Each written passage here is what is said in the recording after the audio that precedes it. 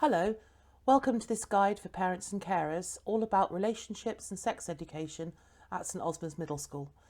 I'm Zoe Ward, the PSHE Lead, and you'll hear my voice on the slides in the presentation. I hope you enjoy it and find it useful.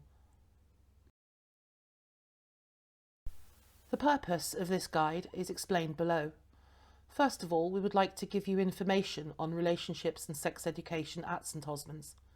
Secondly, we'd like to invite your feedback via a survey, and secondly, through a focus group that we would like to create to give parents an opportunity to discuss relationships and sex education, which I will refer to as RSE throughout the presentation. The right to withdraw is explained, and furthermore, we would like to stress how important we feel communication and signposting are. From 2020, the government has made relationships and sex education a compulsory part of PSHE education. PSHE aims to prevent harm coming to children as they grow older by providing information, advice and guidance that will keep them safe and allow them to lead healthy, safe and fulfilling lives. High quality relationships and sex education is really important for two main reasons. Firstly, safeguarding, and secondly, well-being. The conversations which happen at home and at school enable children to keep themselves safe and improve their well-being by understanding the changes that they are going through and the challenges that they will face in relationships and with their identity as they grow older. What is meant by relationships and sex education, and what are the differences between the two parts? Relationships education is a compulsory component of PSHE for all children. At primary and at secondary, relationships education teaches children about the physical, social, legal and emotional aspects of human relationships, as outlined in the slide below. Sex education is learning about the physical, social, legal and emotional aspects of sexuality, behaviour, reproduction, including conception, contraception, safe sex, sexually transmitted infections and sexual health. Some aspects of sex education are covered in other curriculum areas such as science. However, in PSHE, it is important that the emotional aspect of sex education is taught to the children alongside their understanding of what relationships mean. Inclusion is vitally important in relationships and sex education, and we aim to provide personalised learning for all our students, regardless of their needs or the way that they learn. We've provided resources and have strategies on hand to make sure that all our students are able to learn. On the slide below, I have outlined some of the strategies in use. All classrooms that teach RSE have an anonymous question box made available. This gives students the opportunity to ask questions that they may feel uncomfortable airing in the classroom. These questions are returned to at a later date by the teacher and discussed openly without the student's name being shared. This gives all students a really great opportunity to learn without feeling embarrassed.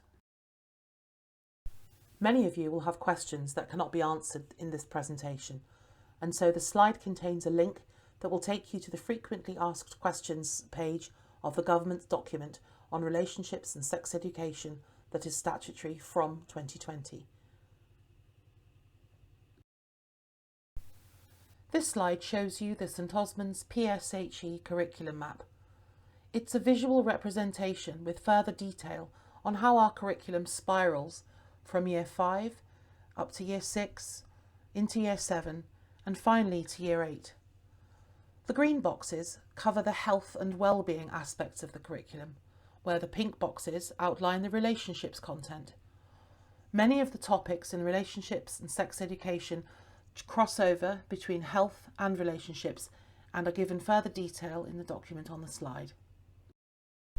Relationships and sex education is taught in an age-appropriate way.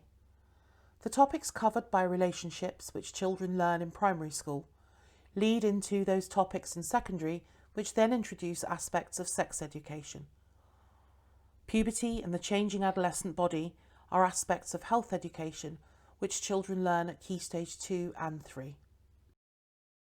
You might like to know a little bit more about the resources and the way that we teach relationships and sex education. All the resources that we use are accredited by the PSHE Association. On this slide, I've included a couple of resources that Year 5 students will use to discuss and learn about changes that are affecting them or that they are beginning to go through as part of puberty. In Year 6, pupils are encouraged to think more deeply about puberty and the effect of misinformation and myths that they may have heard or learned elsewhere. We encourage them to feel more confident in discussing their questions and concerns with parents at home and in the classroom, or of course via the anonymous question box. In Year 7, pupils are encouraged to understand how their emotions and feelings are linked to puberty. These two resources encourage the students to discuss and understand how their relationships may be affected by how they feel. We encourage them to learn the difference between a healthy and an unhealthy relationship.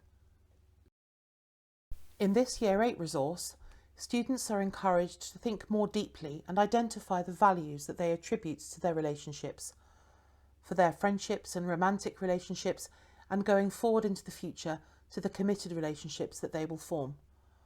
They're encouraged to think about issues like contraception, marriage, consent, contact, and how to talk about the issues that they may face in relationships and how to decide what is right for them, what is safe for them, and what is healthy. An important question to answer is whether parents and carers have the right to withdraw their child from relationships and sex education. This slide is taken from the Frequently Asked Questions document, as I mentioned earlier.